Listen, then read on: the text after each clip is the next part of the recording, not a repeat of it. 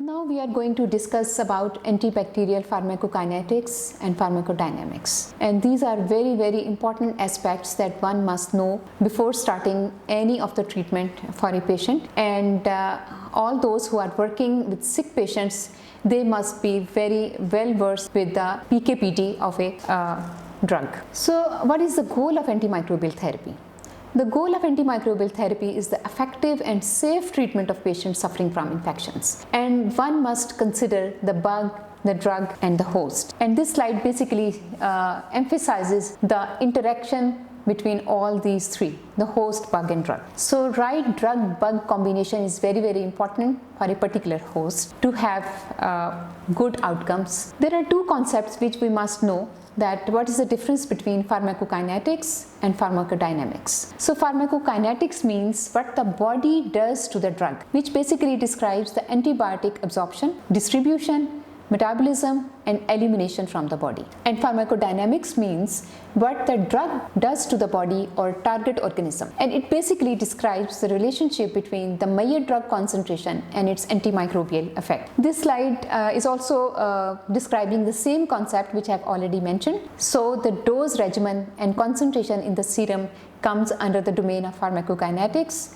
and the concentration at the site of infection and the biological effect of that particular drug comes under the domain of pharmacodynamics. So another thing is very important for proper functioning of any antibiotic.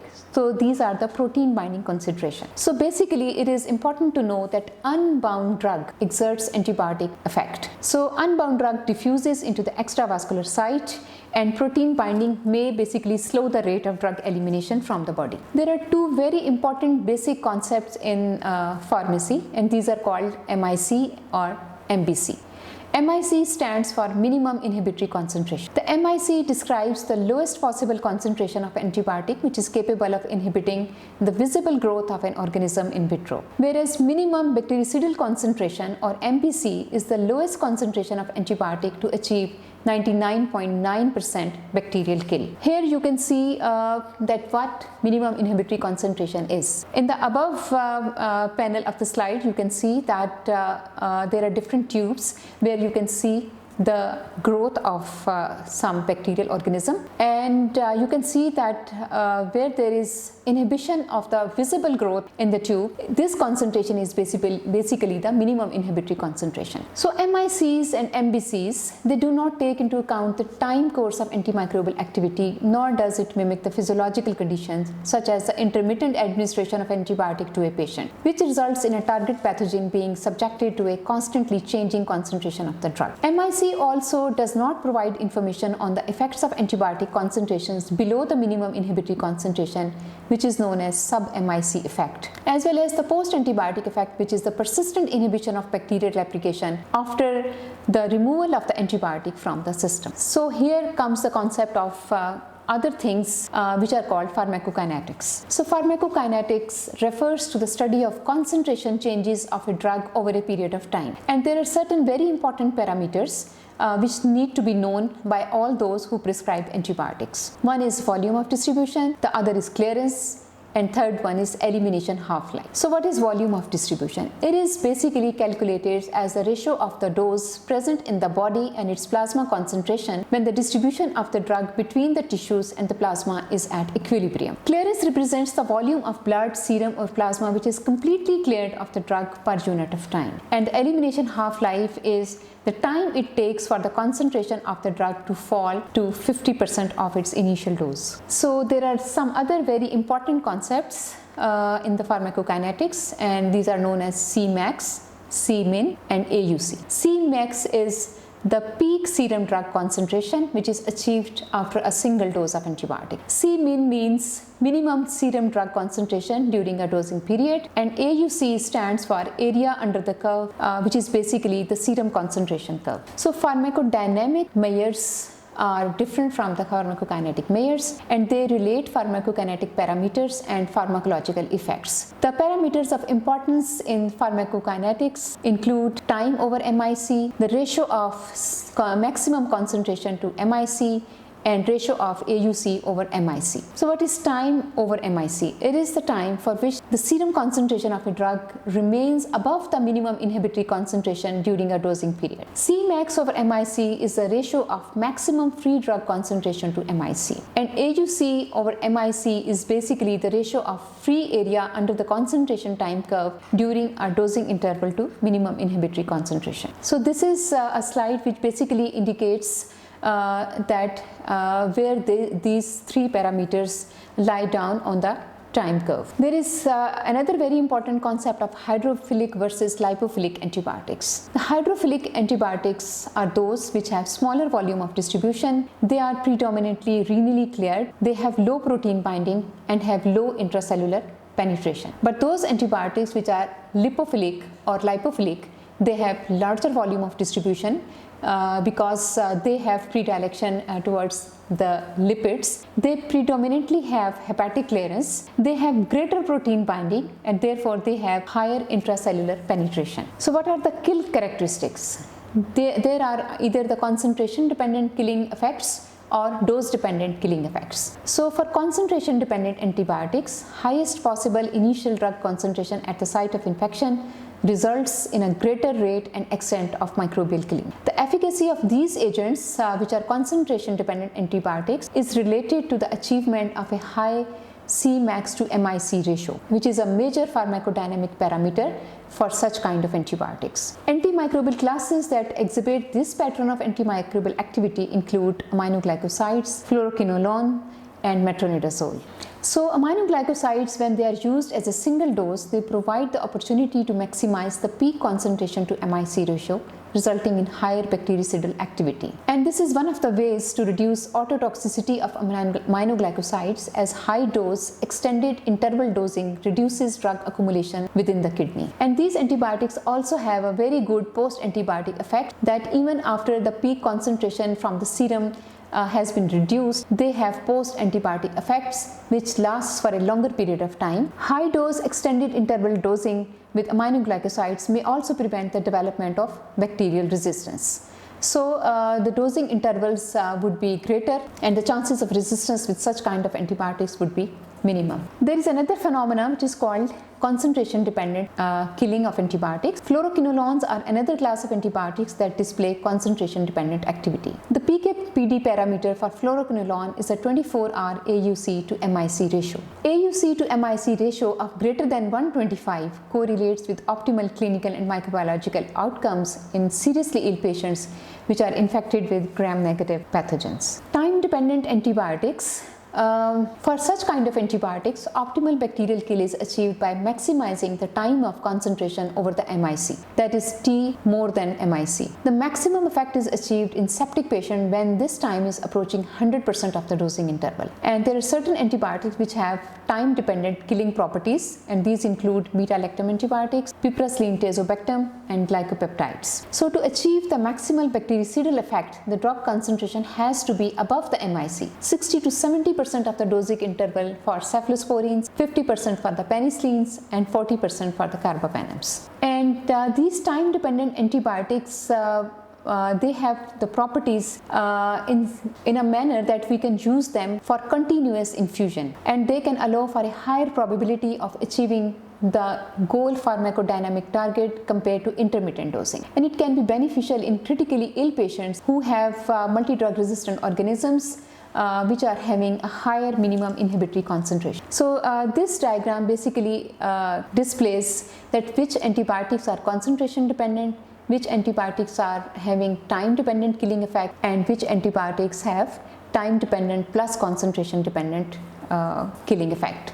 So by knowing this, we can use the antibiotics in a proper manner, and even we can use these properties for having continuous or prolonged infusions for multi-drug resistant organisms. What is post-antibiotic effect? As I have already mentioned, it refers to the continued suppression of bacterial growth despite a drug concentration has fallen below the MIC of the bacteria. It reflects the time it takes for an organism to recover from the effects of an exposure to an antimicrobial and resume the normal growth. Aminoglycosides and fluoroquinolones demonstrate concentration-dependent killing, and at the same time they have a prolonged and persistent post-antibiotic effect, which can help to have the maximum bactericidal activity between the doses. What is sub-MIC effect? This is basically an effect of antibiotics at concentrations even below the minimum inhibitory concentration. So the role of antimicrobial stewardship is to consider these pharmacokinetic and pharmacodynamics of antimicrobial classes and promote the use of optimal dosing regimens for maximal bacterial eradication as well as preventing the development of resistant pathogens. In this session, we are going to talk about certain common infections where antimicrobial stewardship is very, very important. So first of all, I would like to talk about upper respiratory tract infection. These are very common infections, and the patient do present with various manifestations, especially during winter seasons when they present either with cough, sneezing, fever, sore throat, etc. And it is very, very common that antibiotics are prescribed for such kind of infections where they are not needed. So there is always a dilemma that whether antibiotics should be used for such kind of infections or not, because bacterial and viral infections are sometimes clinically indistinguishable, and whether these patients should be treated or not to be treated, it depends on your skills, your knowledge about the illness, and how the patient presents to you. We know that in about 50% of the cases there is overuse of antibiotics, and every second antibiotic is erroneously prescribed for a viral infection. And in 20% of the cases there is underuse of antibiotics. About a fifth of the patients with the bacterial infections do not receive timely antibiotics. So we have to be very clear about the etiology of any illness, and we must know that what are the common infections which are prevalent in that particular period of time, whether it is bacterial, whether it is a viral infection. We have to look into it very consciously or cautiously so that we prescribe antibiotics where they are actually needed. So these are the common respiratory infections. They include common cold, rhinosinusitis, influenza, pharyngitis, bronchitis, and pneumonia. So we should prescribe an antibiotic only if there is likely to be a clear clinical benefit. We should consider a no or delayed antibiotic strategy for acute self-limiting upper respiratory tract infections. We know that common cold is a benign self-limiting illness. A mild respiratory viral illness with some of these symptoms like coughing, sneezing, runny nose, sore throat, cough and malaise, the patient probably have a viral infection. So complications of the common cold are acute bacterial sinusitis and otitis media, but antibiotics play no role in preventing the complications from these viral infections. In case of common cold, majority of the cases are due to viruses. Up to 50% of the patients have rhinovirus infection. 10 to 15% patients may have coronavirus, 5 to 15% patients will be having influenza, 5% patient may have respiratory syncytial virus, and 5% of the patients may have parainfluenza. Less commonly, patient may have adenovirus, enterovirus, human metapneumovirus, and other unknown viruses. In case of acute rhinosinusitis, it is also a self-limited illness. Less than 2% are because of non-viral causes, and less than 2% of the cases are because of bacterial infections, which include Streptococcus pneumoniae, Haemophilus influenzae, Streptococcus pyogenes, Moraxella catarrhalis, and anaerobic bacteria.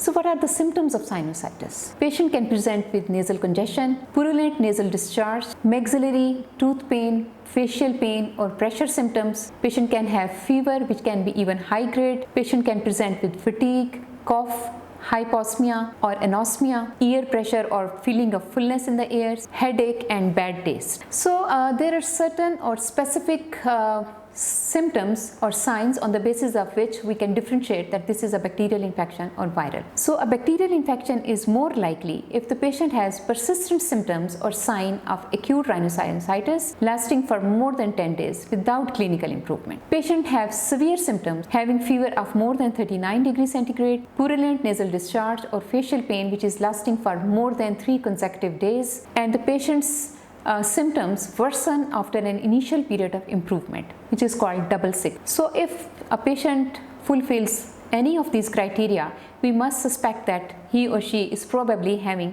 some bacterial infection.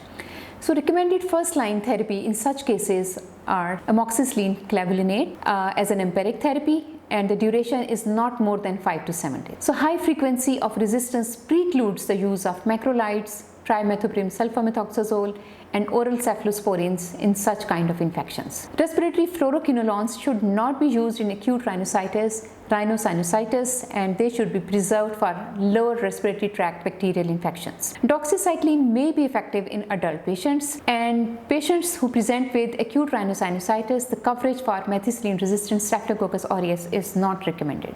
This is an algorithm which has been used for the management of acute bacterial rhinosinusitis. So first of all, we must elicit the signs and symptoms, whether the patient is having persistent symptoms and is not improving after 10 days of therapy, patient is having severe symptoms which are lasting for more than 3 to 4 days, and there is worsening of the existing symptoms, and patient is getting sick day by day. We must think of any risk factors for the development of resistance. And what are those risk factors for antibiotic resistance? This can be extremes of ages, like age less than 2 years or more than 65 years. If there is any use of prior antibiotics within the past 1 month, prior hospitalization in the past 5 days, comorbidities, and an immunocompromised status. So any of the these risk factors, if they are present, one should think of starting second line antimicrobial therapy. But if the patient does not have any of the risk factors for antibiotic resistance, one must start with first line antimicrobial therapy and look for the improvement. If there is improvement after 3 to 5 days, then one should complete the course of antimicrobial therapy for 5 to 7 days. If there is no improvement with the use of first line antimicrobial therapy and there is actually a worsening, then one should broaden the coverage or switch to a different antimicrobial class. So if patient is not improving even after the switch of antibiotics, one must refer the patient to a specialist for having further investigation, because patient might be having some complications originating from the initial infection. If the patient shows clear improvement, then antibiotics should be completed for 7 to 10 days. If the risk factors for resistance are present, as I have already mentioned, one should initiate second line antimicrobial therapy and look for improvement. If the patient improves in 3 to 5 days, then one should complete the treatment duration of 7 to 10 days. The second most common illness is pharyngitis, and most of the patients, they present in outpatient settings with the history of sore throat, fever, and mild cough, and majority of these patients have viral infection. It is also usually a self-limiting disease. Sore throat that is worse with swallowing, even with or without associated constitutional symptoms. About 5 to 15% of the patients, they have a bacterial infection with group A hemolytic streptococci, which is the only infection requiring antibiotics. As I have already mentioned that there are always certain criteria which we must follow, that whether this patient is having viral infection or bacterial infection. So this slide basically shows that when to suspect a group A streptococcal infection, and this is called Centaur's criteria, and the patients are judged on 4 criteria with 1 point added for each positive criteria. If the patient is having history of fever, tonsillar exudate, tender anterior cervical adenopathy, absence of cough, so 1 point is added for each of these symptoms. The modified center criteria and the patient's age to the criteria. If the age is under 15, add 1 point, and if age is over 44, then subtract 1 point. And basically on the basis of scoring, you can decide that whether there is a risk of streptococcal infection is there or not. So if the score is -1, 0, or there is only 1 point, then risk of streptococcal infection is very minimal and it is actually less than 10%. If the score is 2 or 3 points, then risk of infection with a bacterial pathogen is 15%, or it may be 32% if the score is on the higher side, that is 3. If there are 4 or 5 points, there are 56% chances of having streptococcal infection in such kind of patients. So the treatment of pharyngitis is basically with either penicillin, amoxicillin, or a cephalexin. If the patient is having allergy with the penicillins, one can use clindamycin, azithromycin, or clarithromycin, and one should try to avoid second line agents for these patients. The third most common disease is acute bronchitis. It is also a self-limited disease of the larger airways, and patient can present with productive or non-productive cough lasting up to 6 weeks even. Patient can have mild constitutional symptoms, and in 95% of the cases the etiology is virus. Bacterial causes may include Mycoplasma pneumoniae or Chlamydia pneumoniae. There is no need to perform any of the tests for prescription of antibiotic. Patients only need supportive therapy in the form of analgesia, antipyretics, bronchodilators, cough suppressants, and sometimes antihistamines may help the patient. Another common illness is influenza. It is a very contagious respiratory illness caused by influenza viruses. It can cause mild to severe illness. Sometimes serious outcomes of flu infection can result in hospitalization or even death. Usually it is caused by influenza virus type A or type B. So patient can present with fever or feverish feeling, chills, cough, sore throat, runny nose. Patient can have body aches and pains, muscle stiffness, headaches, fatigue, and some people may have vomiting and diarrhea, though it is more common in children rather than in adults. Usually the patients improve with hydration, antipyretics, analgesics, and antihistamine. Antiviral therapy is only indicated if the patient is having severe illness and there are a risk of developing complications. Another most common disease is community-acquired pneumonia. We are talking about community-acquired pneumonia because such kind of patients usually present in outpatient settings, and they are prescribed antibiotics on OPD basis. So this is a lower respiratory tract infection in a non-hospitalized person and is associated with symptoms of acute infection with or without new infiltrate on chest radiograph. In 60 to 70% of the cases of community-acquired pneumonia, the etiology is Streptococcus pneumoniae. 30 to 40% of the cases may have atypical infections with either influenza virus, mycoplasma, chlamydia, or legionella. Patient can have cough, fever, chills and rigors, can have shortness of breath, body aches and pains, and can also present with diarrhea or vomiting. On physical examination, there are clear-cut signs and symptoms which point out towards the presence of bacterial pneumonia. Patient can have dullness to percussion of chest. There can be crackles on auscultation, bronchial breath sounds, and egophony. So it is very important to emphasize that what antibiotics has to be prescribed on outpatient settings. So preferred outpatient management is single therapy with one of the following. Either it can be macrolide, a fluoroquinolone, or doxycycline. And the preferred inpatient management would include a combination of a beta-lactam plus macrolide or a beta-lactam with a fluoroquinolone. So these are all common infections which require antibiotics only when they are needed. But most of the time they are self-limiting and they do not need antibiotic therapy. So it is very, very important to know that when to use antibiotics and when not to use antibiotics.